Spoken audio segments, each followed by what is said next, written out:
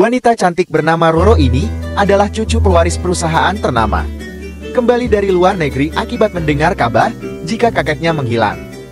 Memberi pengumuman jika siapapun yang berhasil menemukan kakeknya akan dijadikan suami olehnya, dan memberi imbalan yang besar jika pria atau wanita yang sudah berkeluarga. Tak menunggu waktu lama, semua pengawal dikerahkan untuk mencari keberadaan sang kakak. Supir taksi online ini bernama Jono memiliki seorang putri yang masih kecil. Jono pun harus bekerja keras demi membelikan kue ulang tahun impian sang putri. Jono rela bekerja dari pagi hingga pagi lagi.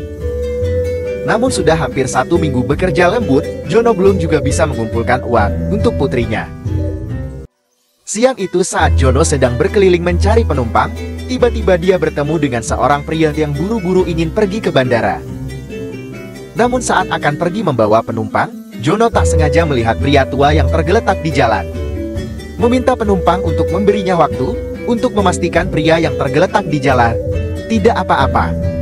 Memperingatkan jika dia sedang buru-buru dan tidak perlu ikut campur, Jono yang memiliki rasa kemanusiaan pun tetap memeriksa orang tua itu. Khawatir jika akan terjadi hal yang tidak diinginkan, anak muda itu mendokumentasikan kejadian siang itu. Jika terjadi hal yang tidak diinginkan, video itu bisa jadi bukti untuk Jono.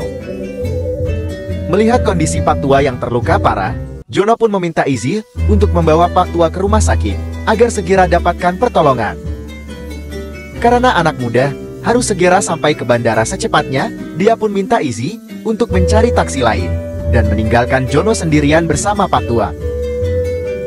Sesampainya di rumah sakit, Pak Tua segera dilarikan ke ruang tindakan untuk segera mendapatkan pemeriksaan dan perawatan dokter. Mengingat hari itu putrinya akan berulang tahun, Jono tak bisa menunggu Pak Tua. Mengatakan jika sedang terjadi musibah, istrinya pun tak peduli dan mengancam akan menceraikan Jono jika tidak segera pulang menemui putrinya.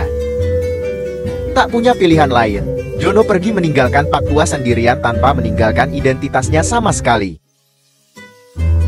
Pergi ke toko kue yang sudah diinginkan putrinya, Jono terpaksa memakai uang setoran taksi hari itu. Bagiku di dunia ini ayahlah yang terpenting. Tahu jika sang putri tak ingin membebankannya, Jono tetap ingin mengabulkan keinginan sang putri dan membelikan kue tersebut. Meski kue itu sangat mahal, Jono tetap bersikeras membelikannya untuk sang putri. Karena uang yang dia dapat belum mencapai harga kue itu, Jono terpaksa pergi menemui bosnya. Meminta gaji bulanannya, Jono memohon agar gajinya bisa dimajukan lebih dulu. Karena kasihan melihat Jono, bos di tempatnya bekerja pun memberikan uangnya. Dengan syarat mulai bulan depan Jono tidak perlu lagi bekerja dengannya. Bulan ini mana setoranmu? Sudah berapa minggu ini, setoranmu selalu kurang. Memangnya kau pikir perusahaan ini adalah perusahaan nenek moyang keluargamu? Hanya kau dari hadapanku. Meski Jono harus kehilangan pekerjaannya, tapi yang terpenting sekarang bagi Jono adalah kue ulang tahun untuk sang putri. Terburu-buru ingin menemui sang putri, tiba-tiba Jono dihadang oleh beberapa orang yang terlihat mengganggunya.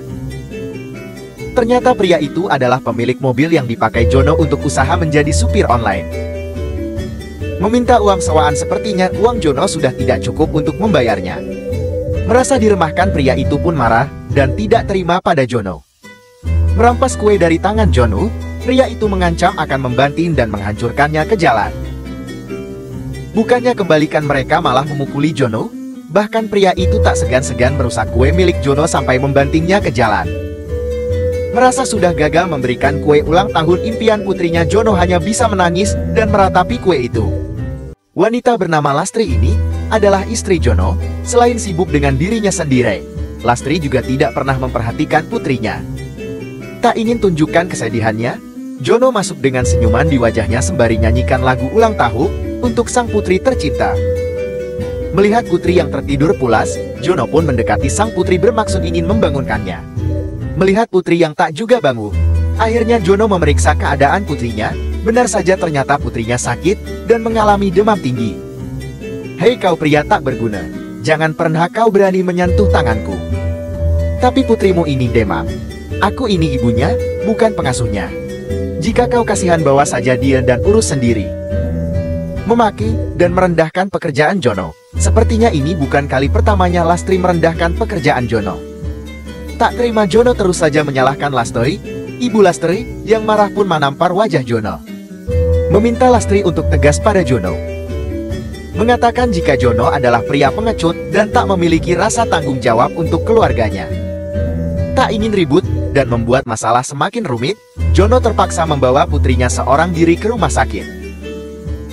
Mendengar ancaman ibu mertua, Jono hanya bisa pasrah dan tetap memaksa akan membawa putrinya ke rumah sakit. Aku tidak mau tahu. Pokoknya secepatnya kau urus surat perceraianmu dengan bajingan itu. Tenang saja, Bu. Melihat kondisi putri yang sangat lemas, dokter segera membawanya ke ruang tindakan agar segera diperiksa keadaannya. Terbayang wajah sang putri yang selama ini sangat menyayanginya. Jono merasa sudah gagal menjadi ayah yang baik untuk sang putri. Temui Jono yang sedang sedih, dokter mengabarkan kondisi putrinya saat itu. Bagaimana keadaan putriku?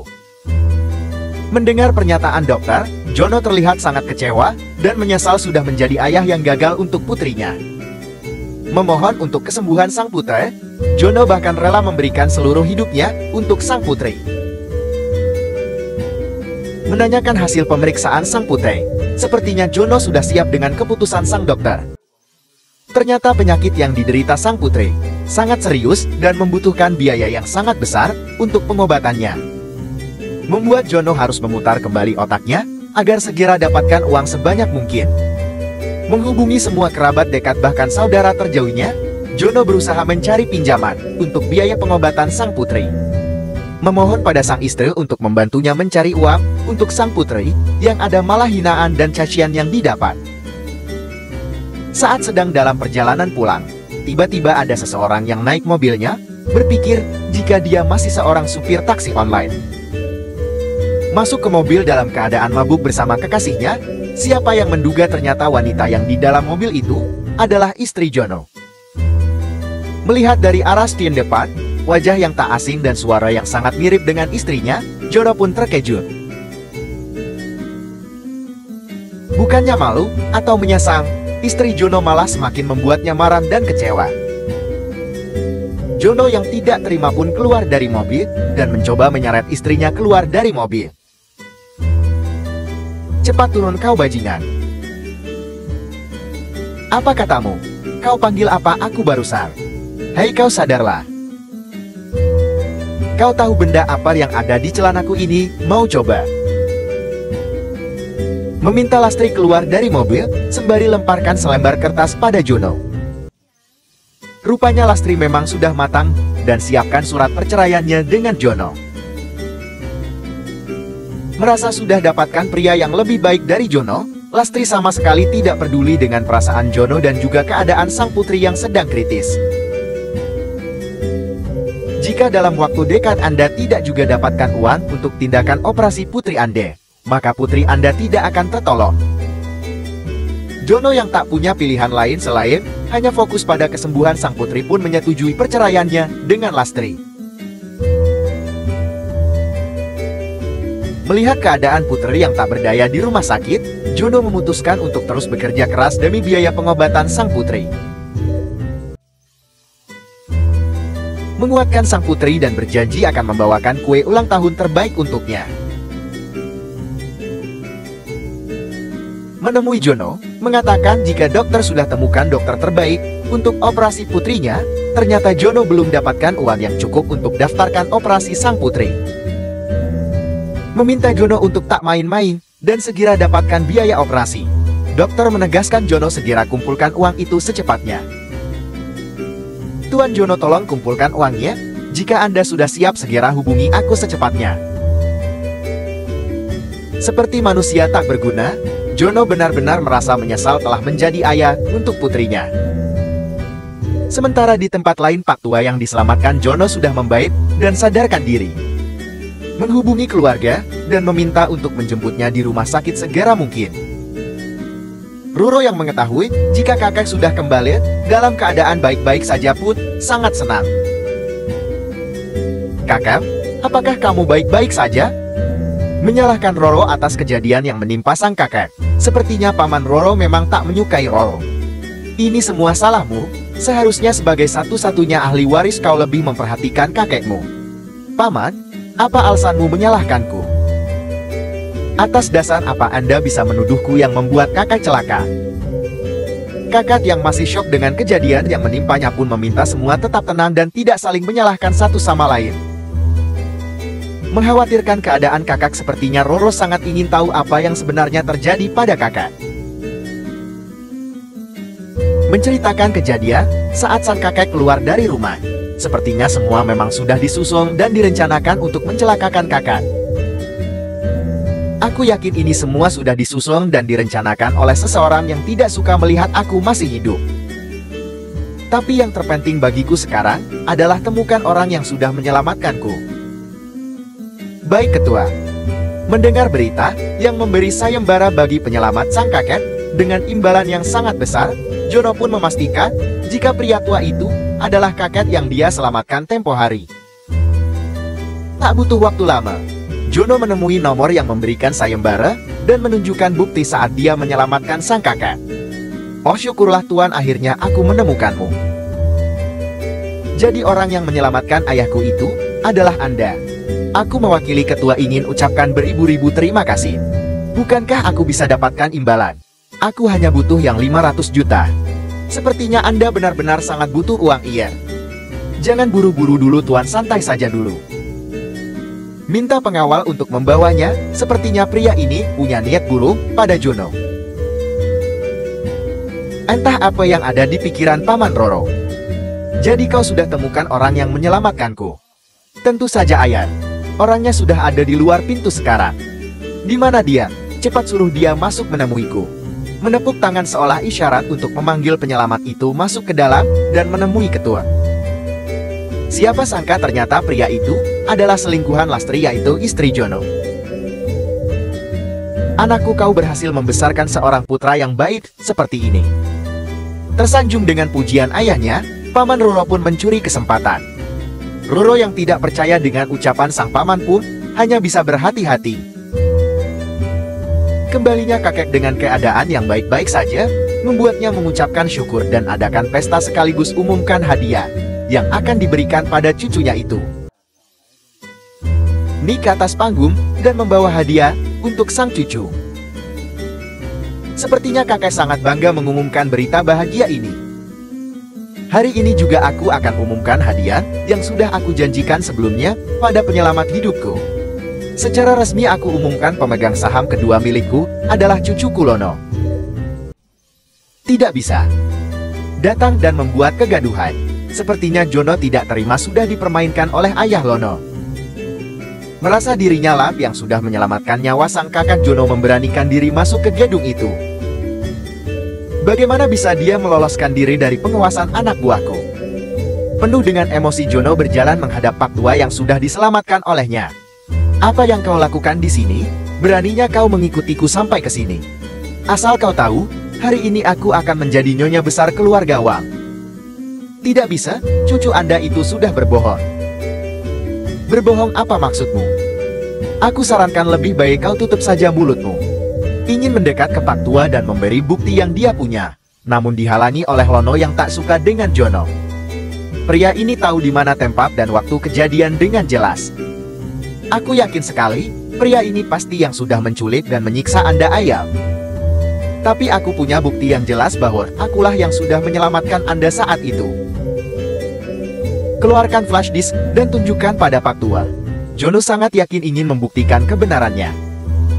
Apakah Anda masih tidak ingin mengakuinya? Setelah video ini diputar, maka tidak ada lagi kesempatan Anda untuk menyesalinya. Mengejutkan, saat Jono sedang membuka video itu, tiba-tiba video yang diputar sudah tidak adil dan lenyap. Sepertinya ini sudah rencana ayah Lono. Tak senang melihat kekacauan yang dibuat oleh Jono, Lono pun memukulinya hingga terjatuh. Untuk menyelamatkan dirimu saja susah, mana mungkin kau bisa selamatkan hidup orang lain? Sekarang ayah bisa lihat sendiri, pria ini hanyalah penipu yang menginginkan uang Anda. Ketua, aku tidak berbohong, merekalah yang sudah membohongi Anda dan merencanakan niat buruk pada Anda. Tutup mulutmu, atau kubuat kau tidak bisa membuka mulutmu lagi. Tunggu. Roro yang sudah tahu jika ada yang janggal dari bukti yang diberikan oleh paman dan sepupunya. Diam-diam mencari bukti dan mencari tahu dari tempat kejadian pertama kalinya kakak ditemukan. Jangan khawatir, aku sudah tahu siapa di antara kedua pria ini yang menyelamatkan kakek dari kejadian kemarin. Orang itu adalah dia. Dia yang menyelamatkan sang kakak. Saat itu dia ingin mengantarku ke bandara.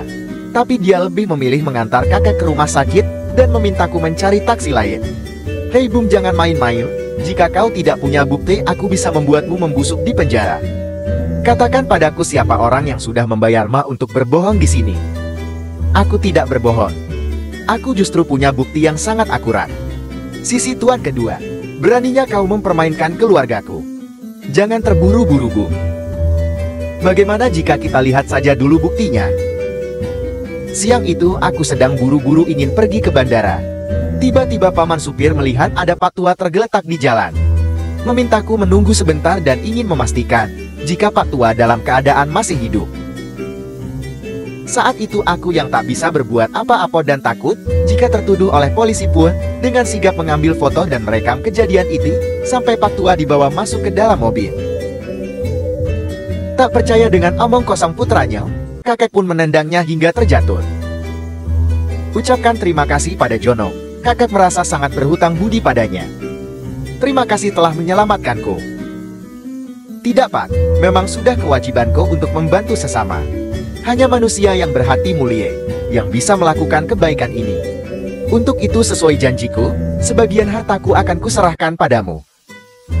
Memohon pada Jono untuk menolaknya, Lono pun berlutut di hadapan Jono. Suamiku, ternyata kaulah yang sudah menyelamatkan nyawa Ketun. Aku benar-benar bangga padamu. Dasar wanita murahan, menjauh kau dariku, aku tidak sudi kau santun. Kau bukanlah istriku. Ayah Iem, omong kosong apa yang kamu bicarakan? Apa kau pikir kau bisa dapatkan hati cucu ketua? Dan kau ingin mencampakkanku juga putrimu yang sekarat hanya demi wanita ini. Sini kau akan kuberi kau pelajaran wanita pengganggu rumah tangga orang. Pengawal cepat bawa wanita gila ini keluar dari sini. Berteriak minta dilepaskan. Lastri tetap diseret keluar oleh para pengawal. Sepertinya hari itu takdir sudah mempertemukan Roro dan juga Jono. Balaskan dendam putrinya, akibat ulah Jono yang menghancurkan rumah tangganya, Jono pun ingin memberi hukuman pada Lono. Sementara ayah Lono yang takut jika Jono pun dendam padanya terus memohon agar Jono bisa memaafkannya. Kalian semua lihat ini baik-baik. Inilah yang terjadi ketika kamu berani mengkhianati keluargamu sendiri. Meski dia itu adalah putramu sendiri, manusia akan menjadi serakah ketika mulai merasa bahwa uang adalah segalanya. Mengatakan jika Jono adalah pria yang bertanggung jawab, kakek Roro pun sangat mengharapkan dia menjadi menantu di keluarganya. Berpikir jika di masa yang akan datang Jono bisa melanjutkan amanat untuk perusahaannya. Namun Jono yang masih belum sempat memikirkan hal itu, tiba-tiba Jono teringat akan kesehatan putrinya. Berpikir jika dia harus segera ke rumah sakit dan serahkan uang untuk biaya operasi sang putri. Kakek pun segera keluarkan kartu emas hitam yang dimiliki keluarganya untuk diserahkan pada Jono. Ini kartu hitam milik Wang Group. Dengan kartu itu, Anda bisa melakukan transaksi apapun tanpa batas. Meminta Roro pergi menemani Jono ke rumah sakit untuk membantu mengurus pengobatan putri Jono. Roro pun tak bisa menolak. Sesampainya mereka di rumah sakit, langsung segera membawa putri Jono ke ruang operasi. Jono yang sangat khawatir, menanyakan hasil operasi pada sang dokter. Melihat Jono yang tersenyum lebar, artinya operasi sang putra berjalan dengan lancar dan berhasil. Merasa sangat bahagia Jono dan Roro pun spontan saling berpelukan. Melihat sang putri yang sudah keluar dari ruang operasi, Jono pun langsung menyambutnya dengan senyuman. Merasa sangat senang bisa mengenalin anak Jono, Roro sepertinya tidak sabar ingin menjadi ibu sambung bagi In. Anda memperlakukan anak yang bukan anak kandungmu bisa sebaik ini. Aku sangat bangga padamu. Merasa beruntung bisa bertemu dengan Jono, Roro pun memujinya dengan baik.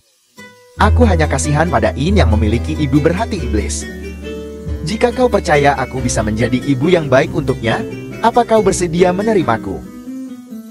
Aku janji akan menjadi ibu beserta istri yang baik untukmu, anakmu, serta keluarga kita kelak.